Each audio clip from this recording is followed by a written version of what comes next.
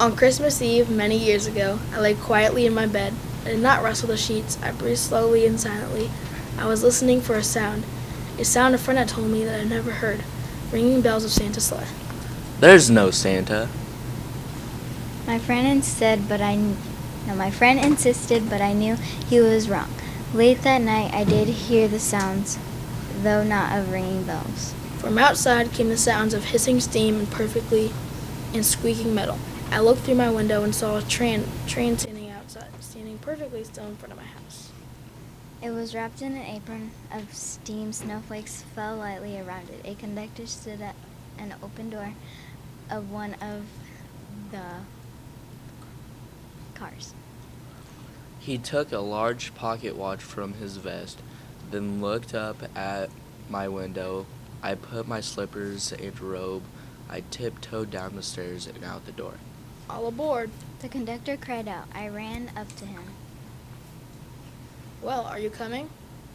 Where? Why, to the North Pole, of course. This is the Polar Express. I took his outstretched hand and he pulled me aboard. The train was filled with other children, all in their pajamas and nightgowns. He sang Christmas carols and ate candies with not centers as white as snow. We drank hot cocoa as thick and rich as melted chocolate bars. Outside, the lights of towns and villages flickered in the distance as the Polar Express raced northward. Soon there were no more lights to be seen. We traveled through cold, dark forests where lean wolves roamed and white-tailed rabbits had hid from our train as it thundered through the quiet wilderness. We climbed mountains so high it seemed as if we could scrape the moon, but the Polar Express never slowed down. Faster and faster we ran along, rolling over peaks and through valleys like a car on a roller coaster. The mountains turned into hills, and the hills to snow-covered plains. We crossed the barren desert of ice, the great polar ice cap. Lights appeared in the distance. We looked like lights of strange ocean lines sailing on frozen sea. There's the North Pole, said the conductor. The North Pole, it was a huge city standing alone at the top of the world, filled with factories where every Christmas toy was made. At first we saw no elves. They are gathering at the center of the city. The conductor told us that is where Santa will give the first gift of Christmas.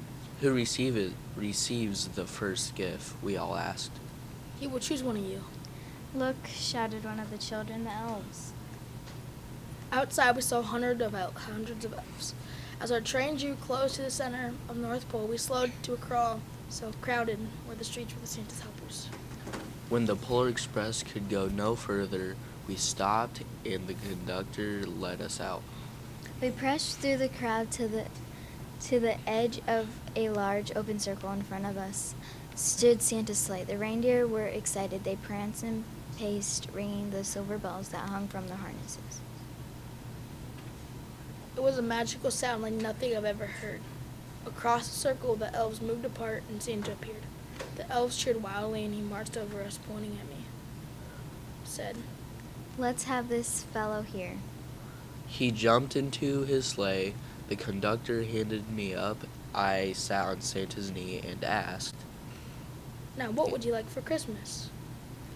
I knew that I could have any gift I could imagine.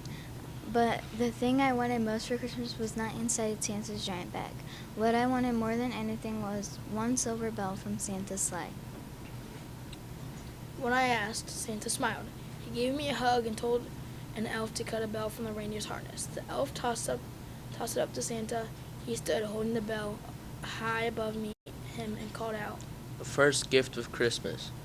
As soon as we were back inside the Polar Express, the other children asked to see the bell. I reached into my pocket, but the only thing I felt was a hole. I had lost a silver bell from Santa Claus' sleigh. Let's hurry outside and look for it.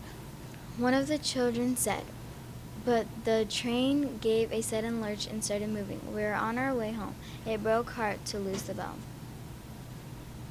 When the train reached my house, I sadly left the other children. I stood at my doorway and waved goodbye. The conductor yelled something from from the moving train, but I couldn't hear him. What? I yelled at him. He cupped his hands around his mouth. Merry Christmas! The Polar Express let out a blast from its whistle and sped away. On Christmas morning, my little sister Sarah and I opened our presents. When it looked as if everything had gone unwrapped, Sarah found one last small box behind the tree. It had my name on it. Inside was a silver bell. There's a note. Found this on the seat of my sleigh. Fix that hole in your pocket, Mrs. C. I shook the bell. It made the most beautiful sound my sister and I have ever heard. But my mother said, Oh, that's too bad. Yes, it is broken, said my father. when I'd shake the bell, my parents had not heard a sound.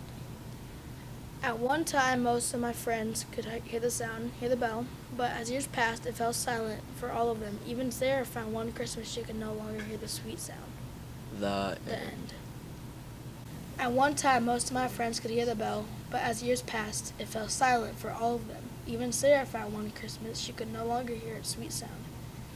Though I've grown old, the bell still rings for me as it does, if it does for who all truly believe.